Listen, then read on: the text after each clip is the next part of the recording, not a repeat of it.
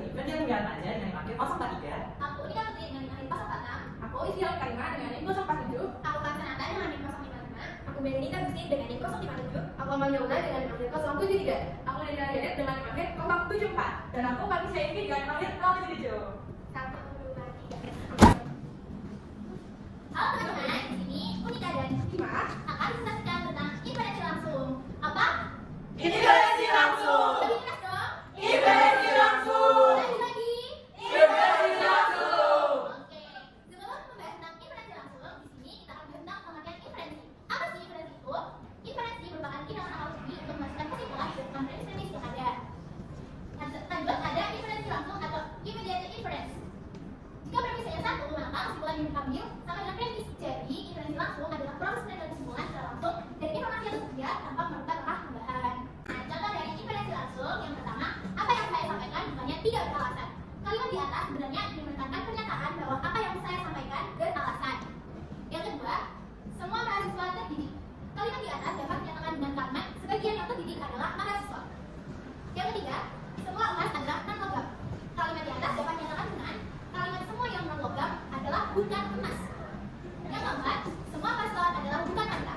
Kalimat tersebut dapat menyatakan dengan kalimat semua wanita adalah bukan paslon.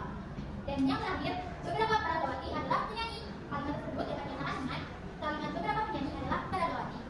Selanjutnya ada 5 yang akan menjelaskan tentang jenis inferensi langsung. Nah, yang pertama ada konversi. Dilakukan dengan cara membalikan kompositor yang berpopular positif, maka proposisi juga tetap positif, itu sebaliknya. Contoh, semua manusia adalah anak.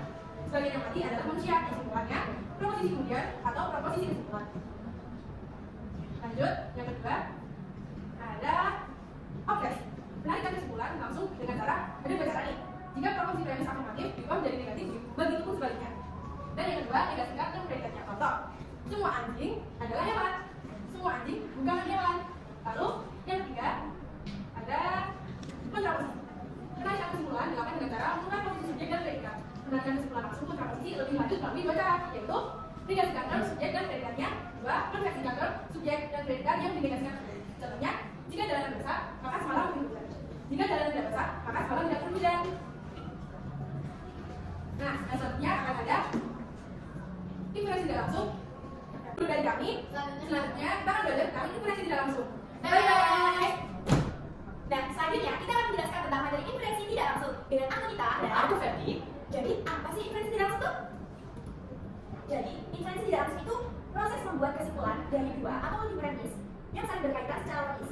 Ini adalah penalaran yang melibatkan kata istilah tengah atau posisi kedua yang menjamin penarikan kebenaran baru. Jadi, intinya itu untuk menarik suatu kesimpulan itu dibutuhkan dua premis dan suatu proposisi tidak dapat secara langsung ditarik suatu kesimpulan. Nah, jadi inferensi tidak langsung itu dibagi menjadi tiga. Yang pertama itu ada silogisme hipotesis, silogisme disjungtif, dan silogisme kategoris. Yang pertama saya akan menjelaskan mengenai silogisme hipotesis.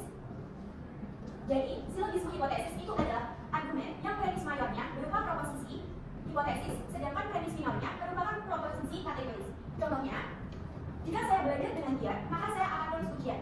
Lalu untuk premis kedua, jika saya lulus ujian, maka saya cepat bekerja. Jadi kesimpulannya, jika saya belajar giat, maka saya cepat bekerja. Nah, yang kedua adalah silogisme disjungtif. Apa sih silogisme disjungtif? Silogisme disjungtif adalah silogisme yang premis mayornya merupakan keputusan disjungtif, sedangkan premis minornya bersifat kategorik yang mengaku atau mengingkari salah satu alternatif yang disebut oleh premis mayor. Contohnya, kunci kamarku ada di saku atau tertinggal di rumah. Kunci kamarku tidak ada di saku, maka kesimpulannya kunci kamarku tertinggal di rumah. Dan yang terakhir adalah silogisme kategoris. Silogisme kategoris adalah silogisme yang semua proposinya merupakan proposisi kategoris. Nah, di silogisme kategoris itu mempunyai temis. Apa sih temis? Temis bisa dalam menjadi tiga, yaitu temis mayor, temis minor, dan temis middle. Temis mayor merupakan predikat dari kesimpulan, temis minor merupakan subjek dari kesimpulan, dan temis middle hanya muncul di setiap premis tidak muncul di kesimpulan. Nah, di silogisme kategoris ini dibedakan menjadi 4 bentuk. Yang pertama, ada bentuk pertama yaitu semua manusia adalah makhluk rasional, semua mahasiswa adalah manusia, dan kesimpulannya adalah semua mahasiswa adalah makhluk rasional. Untuk bentuk kedua, semua manusia adalah makhluk rasional, semua kambing bukan makhluk rasional, semua kambing bukan manusia. Nah, bentuk ketiganya ada semua ayam bukan mamalia, semua ayam memiliki paruh, semua yang memiliki paruh bukan mamalia. Nah, bentuk keempat dan bentuk terakhir, semua mahasiswa bukan koruptor, beberapa koruptor adalah pejabat, semua pejabat bukan mahasiswa. Nah, itu adalah inferensi tidak langsung. Selanjutnya akan dijelaskan tentang materi oposisi. Bye-bye. Hai, aku Ella, aku Eka. Jadi sekarang kita akan membahas oposisi. Apa sih oposisi itu? Oposisi dalam logika yang dengan pertentangan antara dua pernyataan yang sesuai pembalahan dan sama.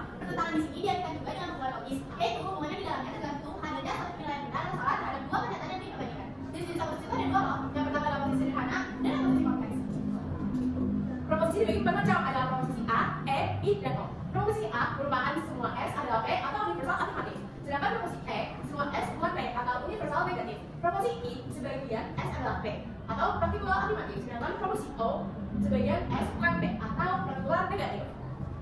Next. Hai, aku Amalia. Dan aku Cia. Anda udah dijelasin mengenai apa sih itu oposisi. Dan tadi kan ada dua jenis oposisi nih, oposisi sederhana dan oposisi kompleks. Sekarang kita masuk ke oposisi sederhana. Oposisi sederhana adalah oposisi yang berupa hubungan logis antara dua pernyataan tunggal atas dasar term yang sama, tetapi berbeda dalam kualitas dan kuantitasnya. Term satu-satunya di sini merupakan predikat. Macam-macam oposisi sederhana. Yang pertama, oposisi kualitatif yaitu pertentangan antara dua pernyataan universal atas dasar term yang sama, tetapi berbeda dalam kualitasnya. Hukumnya, bila pernyataannya satu benar, yang lain pasti salah. Bila pernyataannya satu salah, maka yang lain benar dan juga salah. Contohnya, semua rusa memakan rumput. Semua rusa tidak ada yang makan rumput. Yang kedua, oposisi subkontraris, yaitu hubungan antara dua proporsi khusus yang subjek dan predikatnya sama, tetapi kualitasnya berbeda. Hukumnya, bila pernyataannya satu salah, maka yang lain dapat diakui benar. Bila pernyataannya satu benar, maka yang lain dapat benar dan dapat juga salah. Contohnya, sebagian rusa adalah mamalia, sebagian rusa bukan mamalia. Next slide. Oposisi kontradiktoris, yaitu di mana yang satu menyangkal apa yang diakui oleh yang lain. Atau bisa dikatakan ciri dari oposisi kontradiktoris adalah jika salah satu di antaranya benar, maka yang lain pasti palsu atau salah. Hukumnya, apabila pernyataan yang satu diakui benar, maka yang lain pasti salah. Apabila pernyataan yang satu diakui salah, maka yang lain pasti benar. Contohnya, semua sapi adalah hewan ternak. Beberapa sapi bukan hewan ternak. Proposisi satu memakai semua, yang lain memakai beberapa, dan memakai adalah yang lain bukan. Karena itu dalam kontradiktoris yang berbeda ada pada kuantitas. Semua beberapa ada dalam kualitas, ada tidak ada. Dalam oposisi ini mempunyai tabiat bila satu salah, yang lain harus benar. Dan bila yang satu benar, yang lain harus salah. Tidak mungkin benar keduanya atau salah keduanya. Terakhir, oposisi alternasi, yaitu pertentangan antara dua pernyataan atas dasar satu term yang sama dan berkualitas sama, tetapi berbeda dalam kuantitasnya. Pertentangan yang bersifat alternasi ini mempunyai tiga ciri. Yang pertama, bisa benar dan lainnya palsu. Yang kedua, bisa sama-sama benar. Yang ketiga, bisa sama-sama palsu.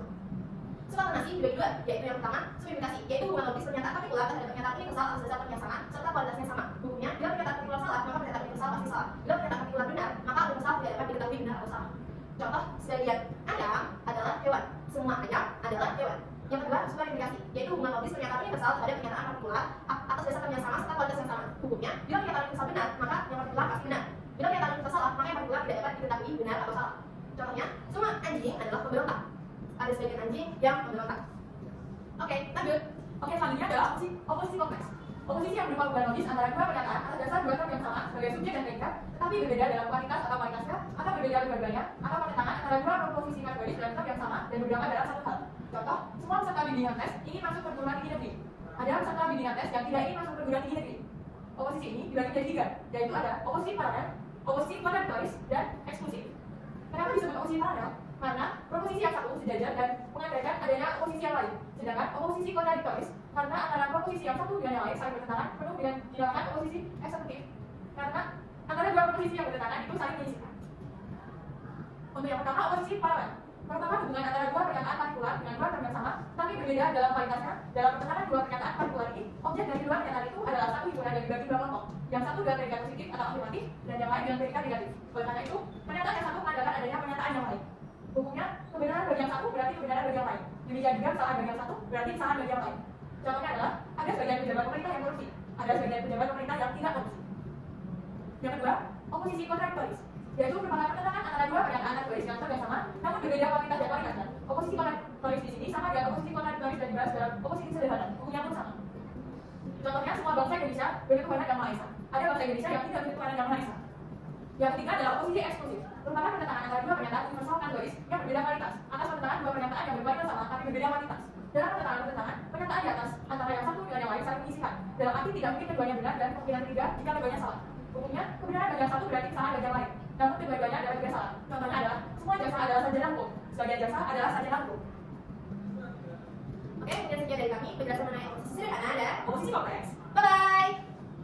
Nah, itu dia penjelasan dari kami mengenai materi inferensi langsung. Inversi langsung dan oposisi. Jangan-jangan tercatur. Cakep. Nah, kita tutup. Dadah.